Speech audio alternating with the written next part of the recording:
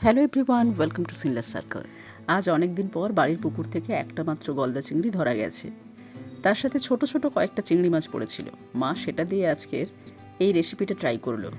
আজ ওটাই তোমাদের সাথে শেয়ার করছি। সবার প্রথমে ডাবের নরম শাঁসকে ওই মিক্সি গ্রাইন্ডারের মধ্যে সামান্য একটু আদা আর কয়েকটা কাঁচা লঙ্কা, তার সাথে সামান্য একটু জল দিয়ে একটা পেস্ট বানিয়ে রেখে দিতে হবে। তারপর গলদা চিংড়িগুলো আর তার সাথে মা ওই ছোট ছোট চিংড়িগুলো দিয়ে দিয়েছে।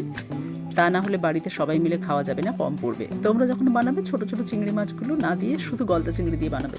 সেগুলো স্বাদমতো নুন আর হলুদ গুঁড়ো দিয়ে মেখে রেখে দেবে। তারপর ছোট ছোট ডুবো ডুবো করে কাটা আলুর টুকরোগুলো নুন, হলুদ গুঁড়ো, লঙ্কা গুঁড়ো, জিরে গুঁড়ো আর কয়েক ফোঁটা সর্ষের তেল দিয়ে মেখে রেখে দিন।